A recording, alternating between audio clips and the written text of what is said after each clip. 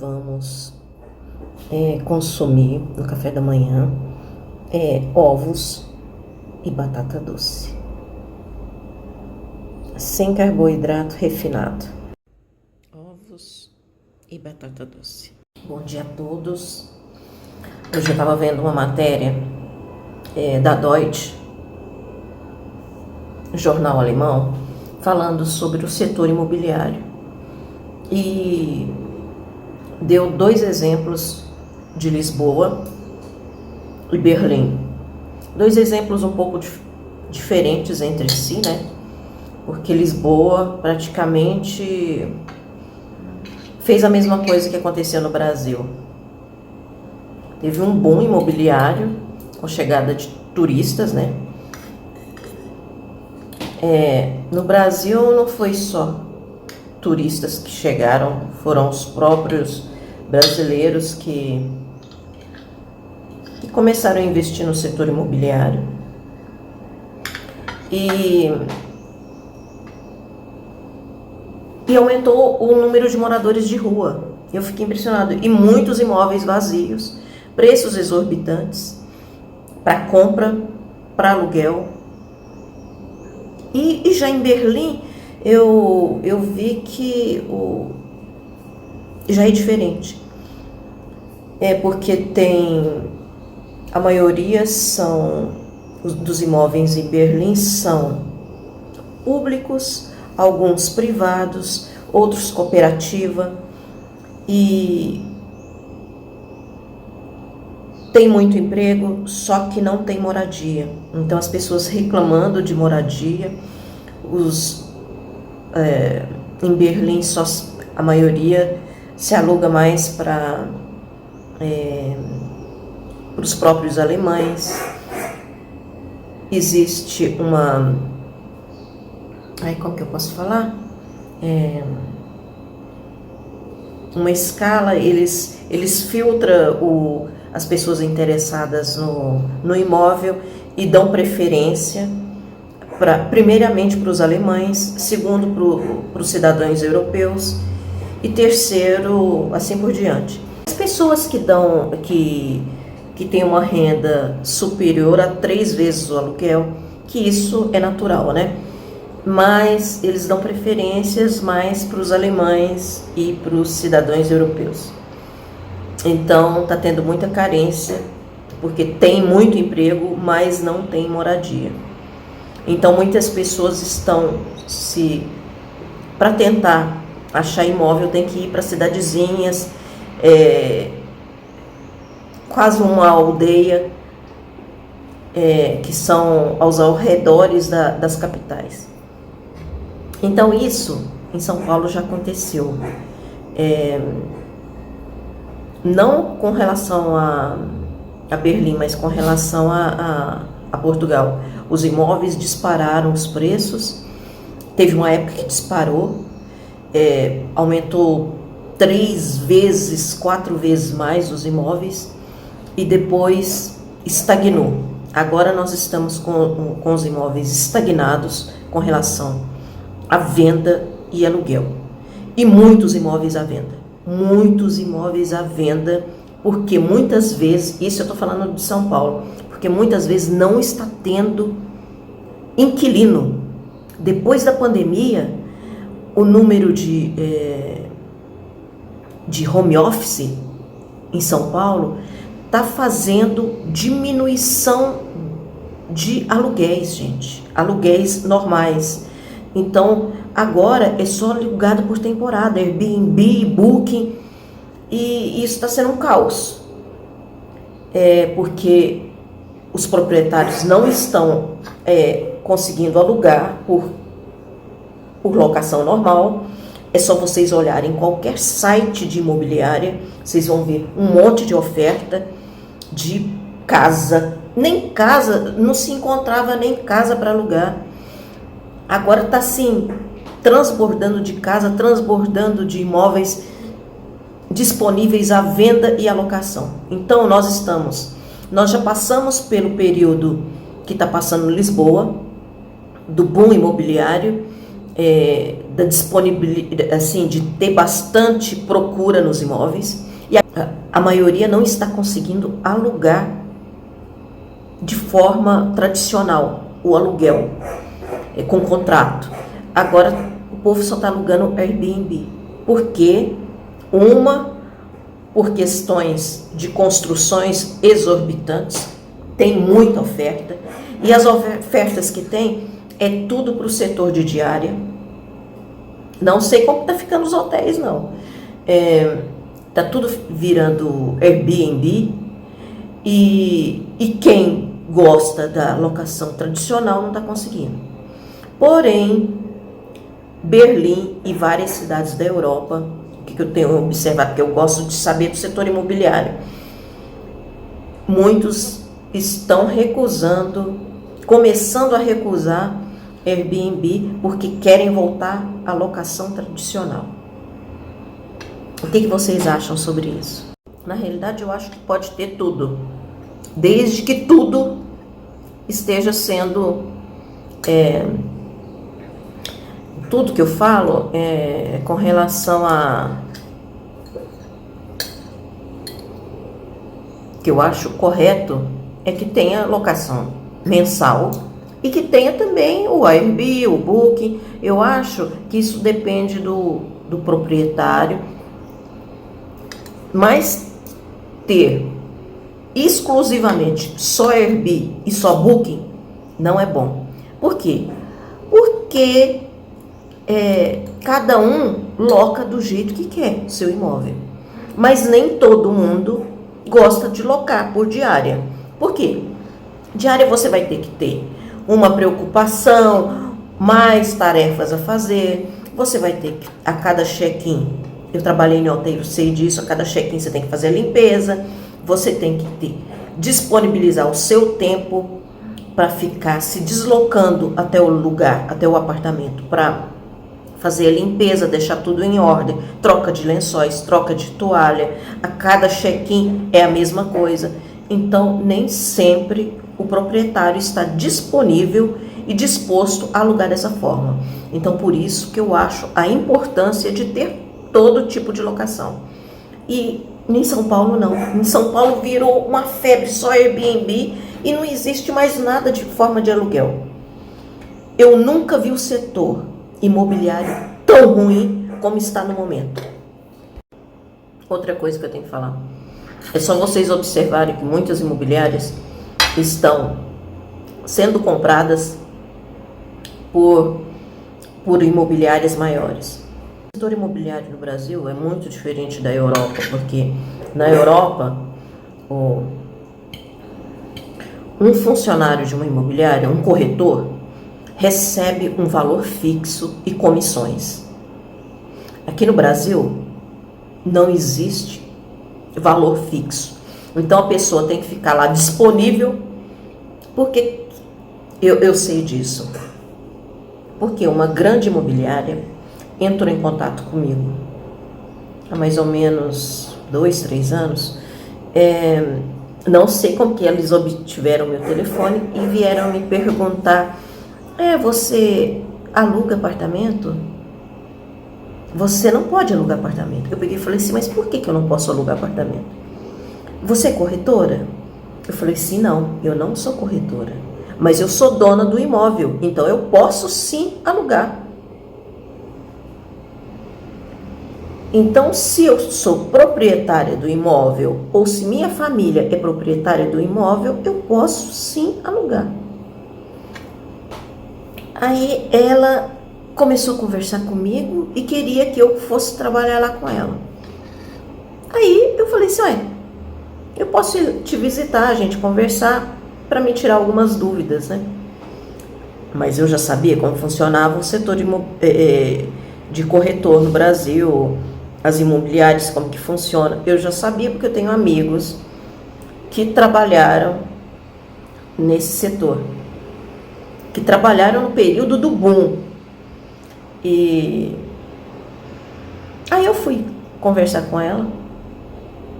Aí ela me explicou como que funciona, que é muito bom, que não sei o que lá. Eu falei assim: e como que funciona os salários? Eu já sabia. Ela falou assim, mas é assim, é de acordo com a venda. Eu peguei e falei assim, então enquanto a pessoa não vende, tem que vir, tem que ter disponibilidade para tudo. Vocês não fornecem transporte, que eu falo é dinheiro para o transporte, né? E eu vou ter que ter a disponibilidade de tempo, de roupa, gastar cabelo, porque a pessoa tem que estar bem vestida, e eu não ganho salário. Ela falou assim, mas aí a venda, eu pensei, como que funciona no dia a dia? Como que funciona que a pessoa vai vender? Como que é? Aí você vai para um prédio que está tendo unidades para venda, porque ela gostou, porque ela quis falar comigo, porque depois eu falei que eu trabalhei no passado com hotelaria. E a gente fazia locações, né? Captava clientes, esse tipo de coisa.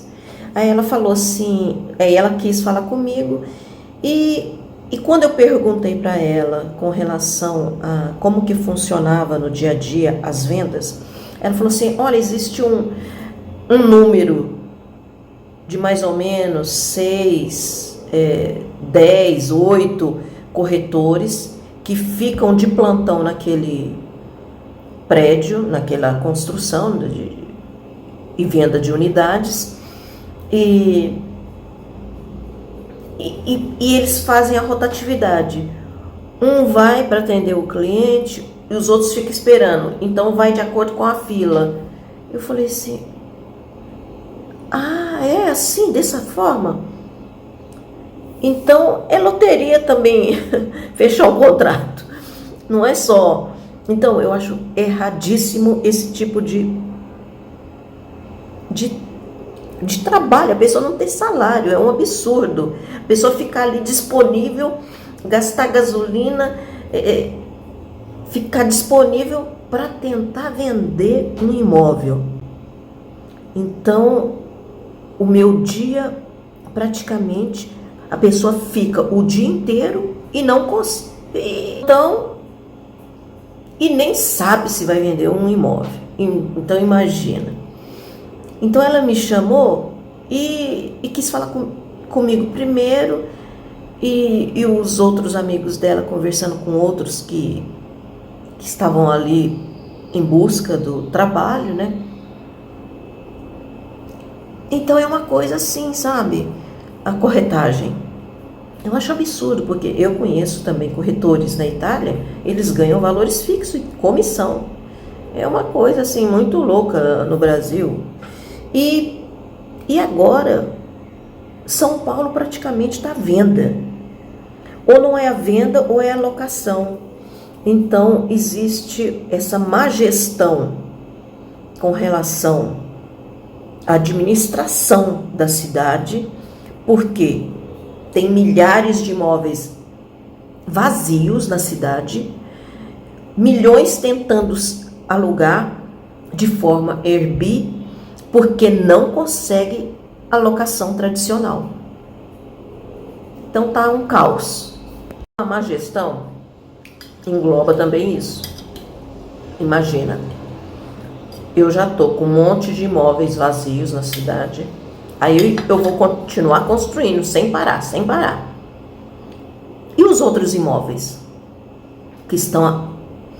Para vocês terem ideia, no período da pandemia foi construído, eu não sei nem, só no bairro onde a gente tem apartamento, foram construídas 12 unidades de prédio. Vocês pensam que conseguiram vender? Não. Os prédios estão sendo todos locados por Airbnb, por Booking. Não existe moradores, proprietários e nem inquilinos de longa temporada. É só Airbnb. Virou um lugar só de Airbnb. Inclusive tem um prédio que está todo vazio porque o dono não quer alugar para Airbnb. E eu concordo plenamente com ele. Imagina, a pessoa tem um imóvel que não quer alugar por diária, quer alugar por locação tradicional e não consegue. Por quê? Porque o esquema da cidade foi todo mudado. Um caos. Na matéria lá de Portugal. Lá está tendo mais ou menos o que já teve aqui no Brasil. Você não tem muita disponibilidade de apartamento, tá? E a maioria das construções são construtoras, os imóveis são de construtoras, de cooperativa, é tudo meio parecido, né? E o aumento de moradores de rua. Então, foi se vocês observarem, foi uma degradação, uma falência de projeto, porque aumentou os aluguéis e tem imóveis vazios. E muita reforma, mais ou menos o que é um retrofit, né? Na cidade, muitas vazias no centro histórico. Vem a matéria, gente, eu vou até colocar aqui do lado da Dodge.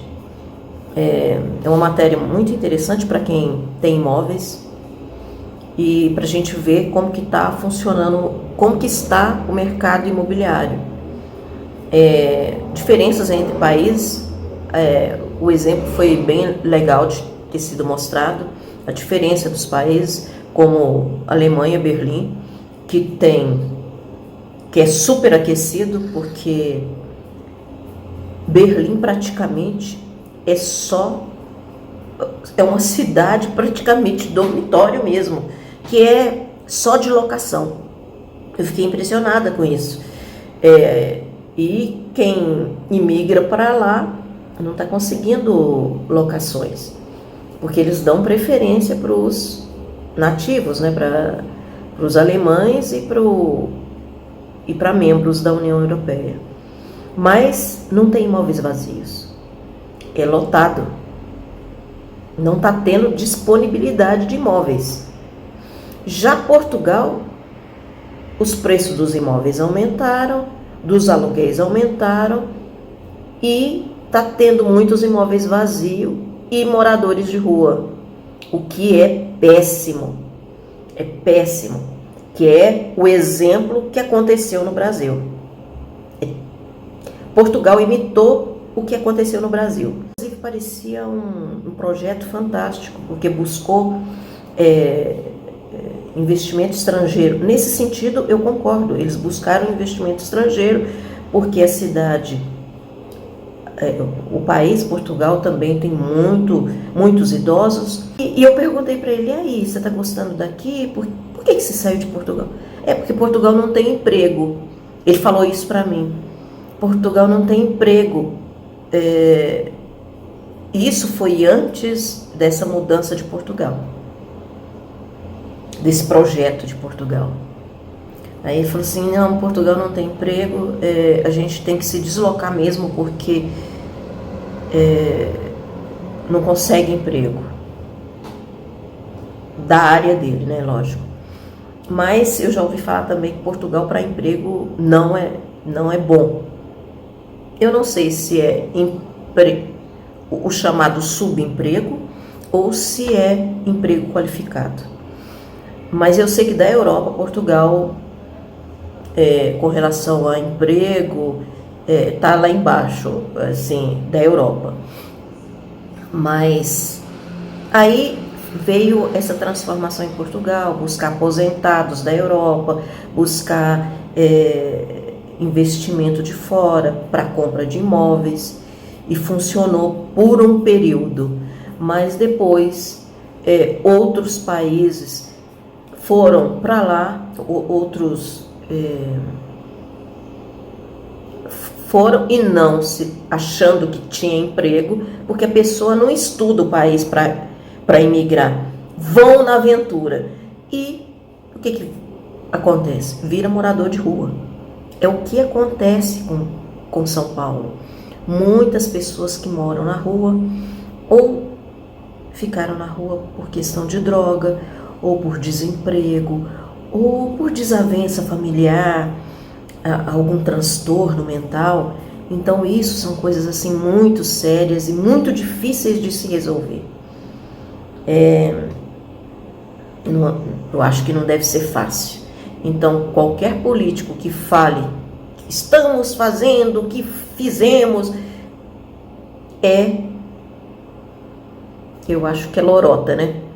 Porque o que a gente está vendo é só aumento de moradores de rua nos grandes centros do Brasil. Eu não falo nem que é só São Paulo, nos grandes centros do Brasil.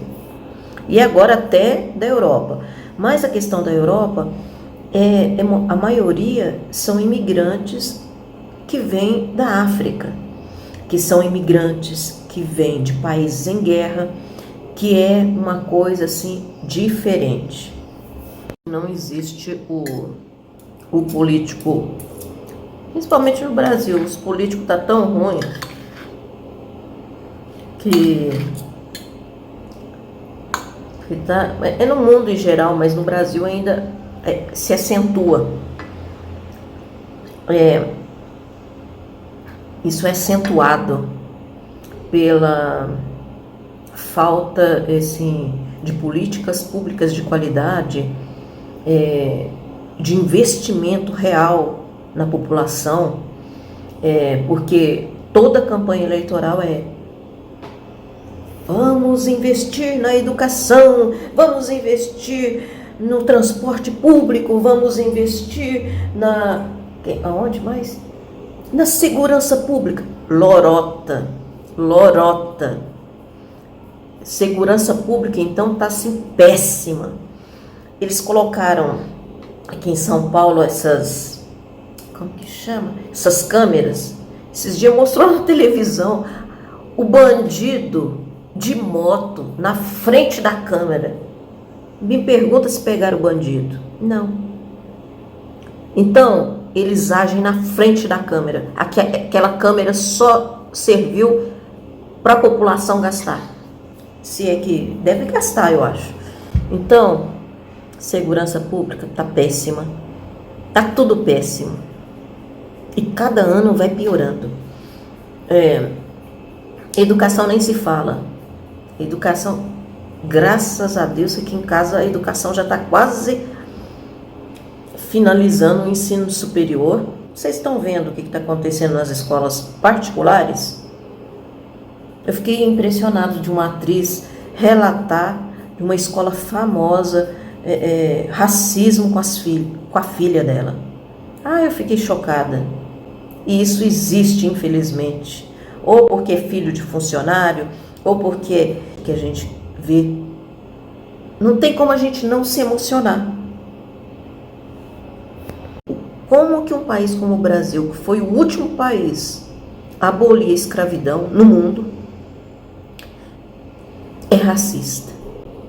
Se a nossa população, a sua grande maioria é negra, existe racista num país como o Brasil? Assim, de chocar. Eu estava vendo, eu já ouvi relatos da esposa de não sei se ele o que ele é? Cônsul, eu acho que ele é cônsul, um francês, agora eu não estou lembrado o nome dela. Ela é de origem africana, não lembro a região, qual país da África, e é casada com um francês. E ela relata, sim, que quando chegou no Brasil, passou por isso. Eu tenho uma prima, por parte do meu marido, que é filha de alemã, que casou com um angolano e que também passou por isso no Brasil, a ponto das pessoas falarem. É um absurdo. É filho seu adotivo? É um absurdo isso, gente. Já vi coisas acontecerem na escola onde meu filho estudou. preconceito com mães que adotam crianças. É um absurdo, assim, é chocante, é triste. Eu sempre procurei mostrar para o meu filho e ensinar para o meu filho que somos todos iguais. Não interessa a cor da pele que você tenha, não interessa o dinheiro que você tenha, somos todos iguais. Vamos todos parar no mesmo buraco, então não tem que ter distinção de raça, de credo. Eu tenho amigas de vários tipos de religião. Eu tenho amigas que eu nunca vi elas de forma diferente de mim. Então, eu acho que é assim que todo mundo deveria agir, né? Pelo menos um verdadeiro cristão, verdadeiro, respeita o próximo. Como que é que ela fala? Como que é que a gente deve tratar o próximo como gostaria de ser tratado? É assim que eu acho. E é assim que eu ajo, porque é o mínimo, né?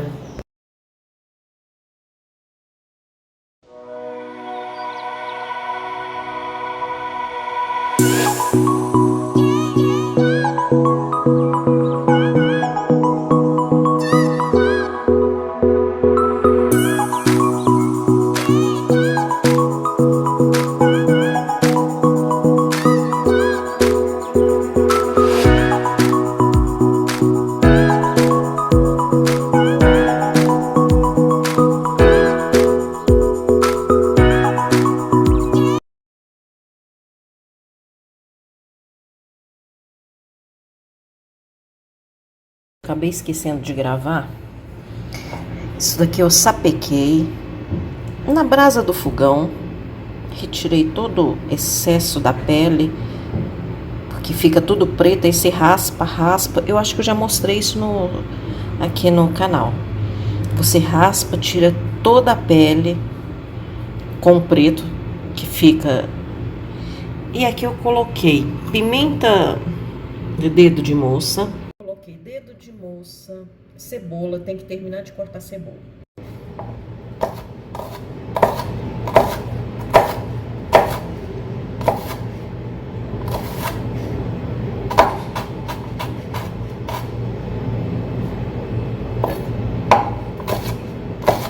Hoje nós vamos fazer uma salada de feijão fradinho.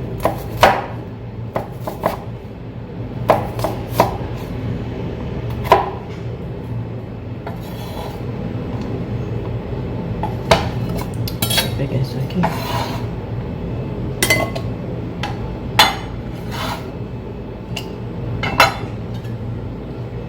E agora a gente vai limpar. A gente vai cortar a semente.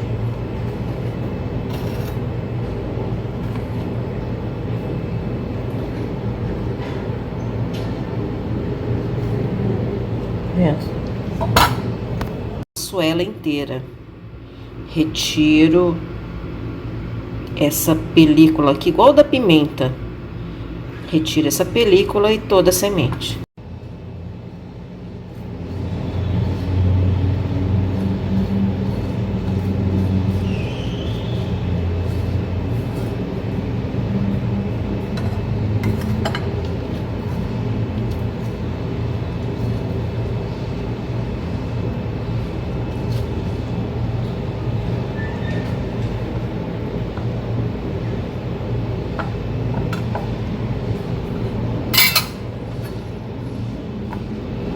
Então depois, vou cortando em tiras.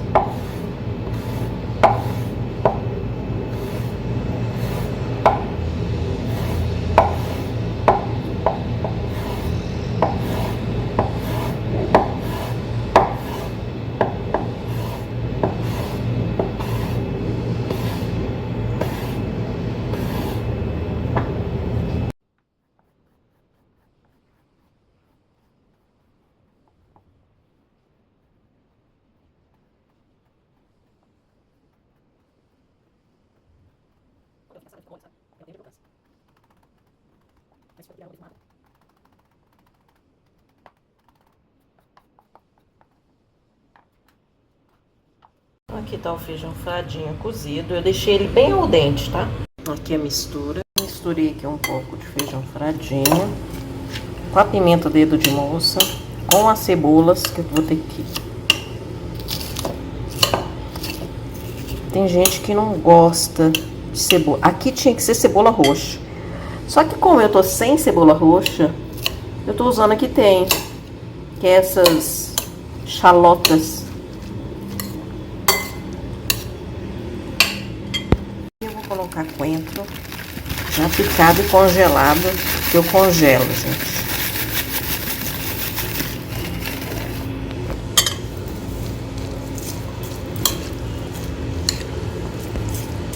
Acho muito prático. Eu congelo salsinha, coentro, cebolinha, salsinha, hortelã. Eu congelo tudo.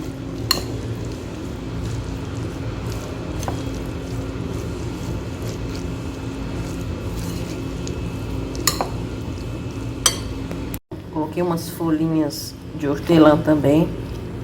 Acabei não mostrando aqui. Só que eu tinha pouca. Então, tudo dá sabor, né? Agora eu vou acrescentar o limão, temperar com sal, pimenta do reino e azeite.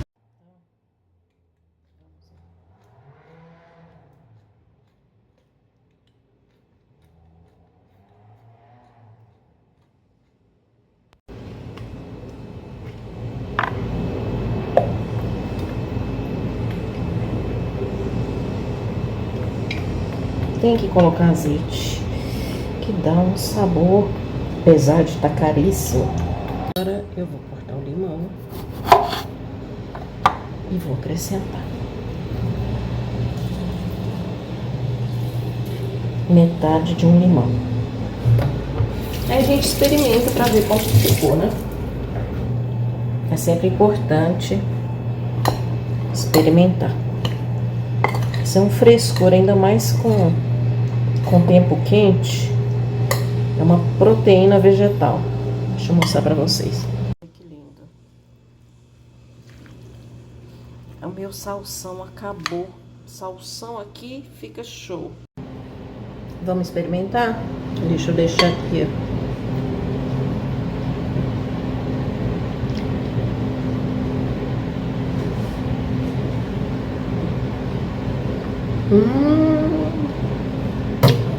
Muito bom.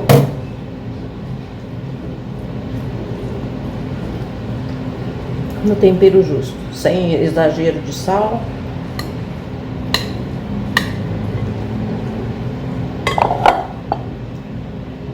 Agora eu vou deixar na geladeira.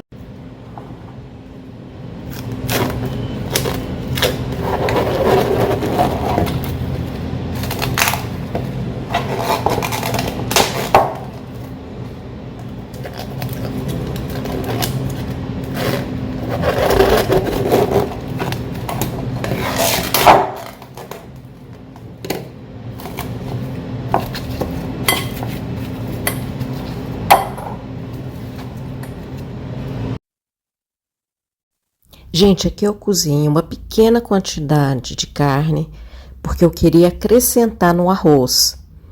Tá vendo? Como é só 3 pessoas, eu quis acrescentar. Depois de cozida, coloquei o meu tempero, cebola, alho, salsinha e cozinhei essa carne. E acrescentei o arroz, depois dela cozida, e a água quente. E preparei esse arroz com esse caldo dessa carne, com a carne, e para que desmanchasse essa carne junto com o arroz. E finalizo com salsinha, que eu acabei cortando o vídeo, a finalização, mas dá para vocês terem ideia de como isso ficou saboroso.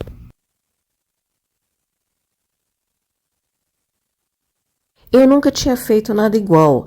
Eu me inspirei em um ator famoso, de 92 anos de idade, que está assim bombando nas redes sociais. Então eu me inspirei nele. Eu vi um vídeo dele que me deu água na boca. Então eu me inspirei e fiz esse arroz. Gente, uma delícia, experimentem.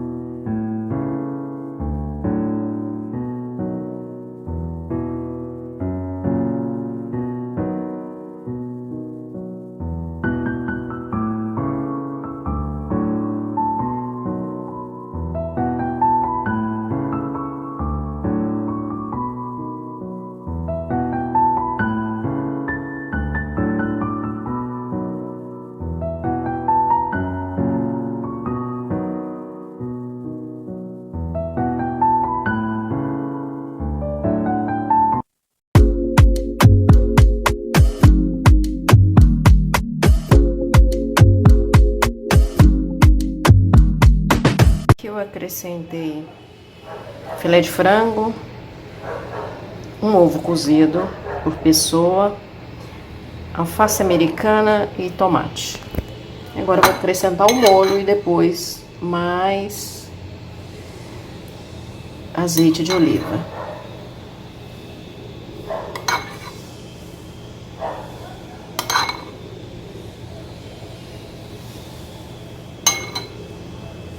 Acrescentar azeite,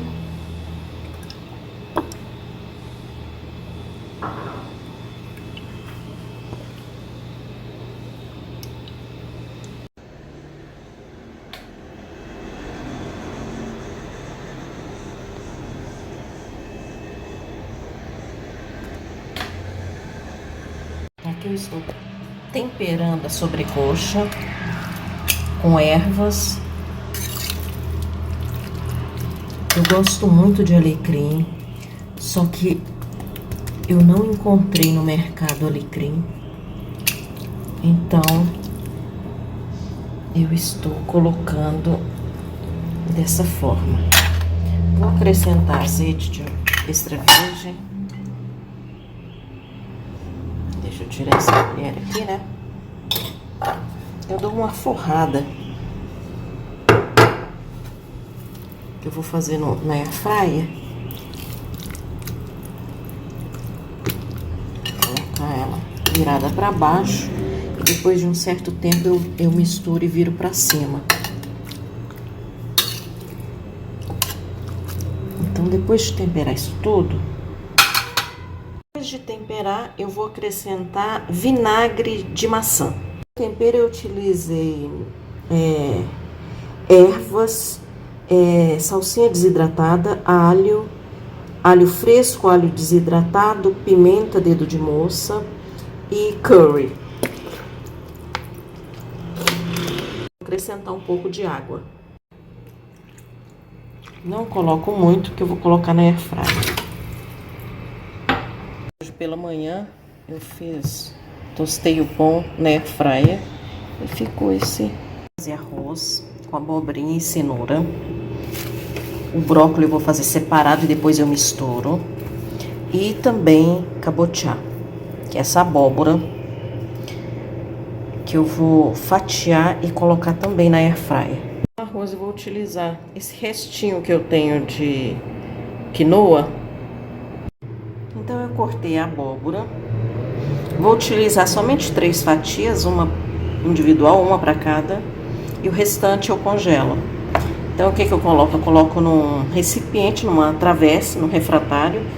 Coloco um fio de azeite, sal e pimenta do reino. Colocando aqui no...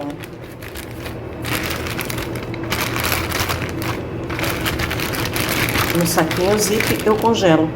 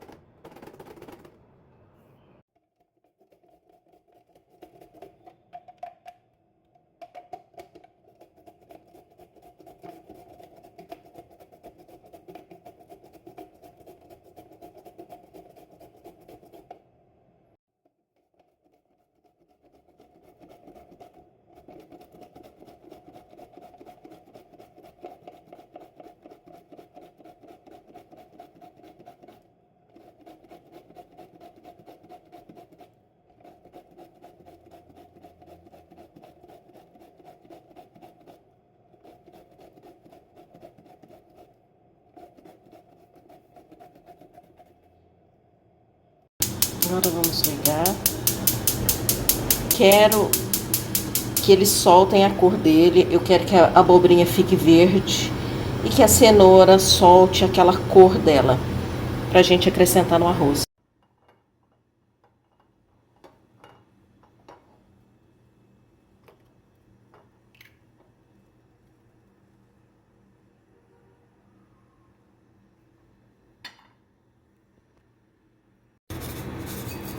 Vou colocar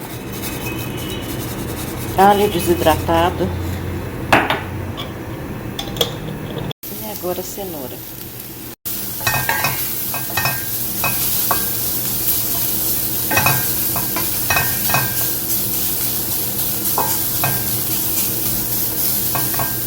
Que eu ia separar, mas vou fazer tudo junto.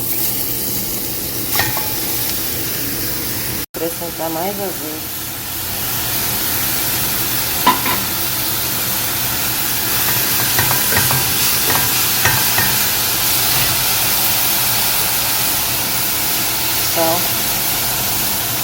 Agora no final eu dou uma misturada.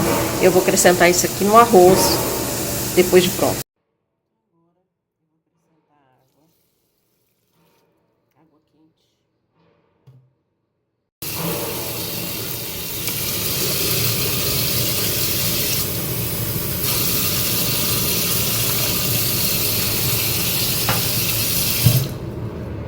E vou fechar para cozinhar.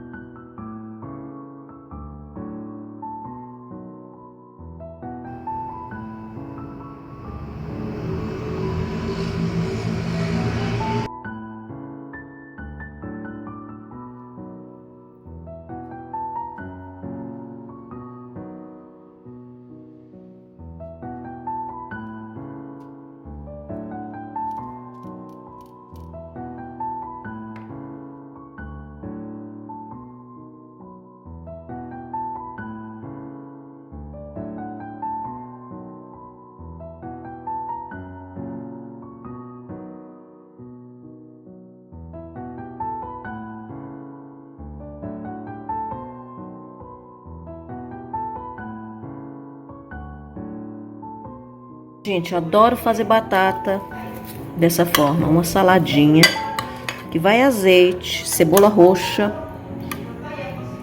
Pode até colocar aqui um alho, mas geralmente eu faço assim. Com a cebola roxa, salsinha, pimenta do reino e sal e um vinagre de maçã. Só isso. É uma delícia. Eu prefiro do que fazer a batata sauté. Hoje temos pão italiano. Vou fazer uma focaccia, um pomodoro e mussarela de búfala. Esqueci o manjericão. Tá faltando um manjericão.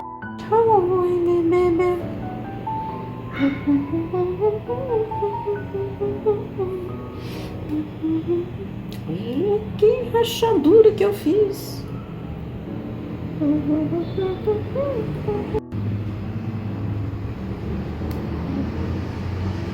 Eu cortei, que foi uma maravilha.